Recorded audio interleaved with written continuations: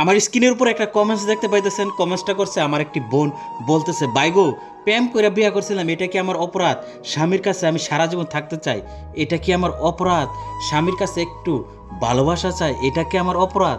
পর পুরুষে আসক্ত না হইয়া স্বামীর প্রতি আসক্ত হলাম, এটা কি আমার অপরাধ? স্বামীর সাথে একটু কথা বলতে চাই, তার আদর সোহাগ মহব্বত ভালোবাসা পেতে চাই, এটা কি আমার অপরাধ?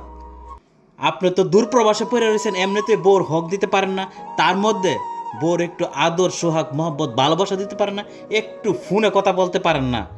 আপনি তো মিয়া পুরুষ নামে কলঙ্ক। আপনাদের মতো পুরুষের কপালে এই ফাড়া জুতা।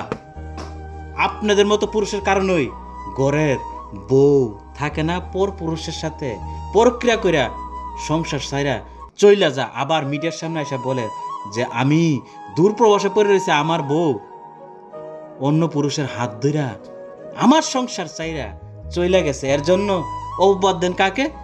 ঘরের বউকে। আমি তো বলবো ঘরের বউর কোনো দোষ নাই, দোষ হলো আপনাদের মতো পুরুষের কারণে। আপনাদের মতো পুরুষের কারণে প্রবাসীর বউদের আজ দুর্নাম বদনাম, যে প্রবাসীর বউরা পরক্রিয়া করে পর পুরুষের সাথে পালায়া যায়।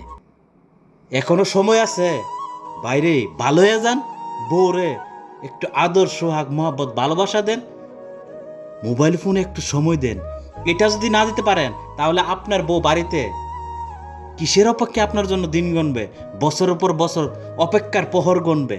একবার কি চিন্তা কইরা দেখছেন না ভাইবা দেখছেন যে আমার বউ যে আমার বাড়িতে পইরা রইল কার জন্য, কার অপেক্ষায়?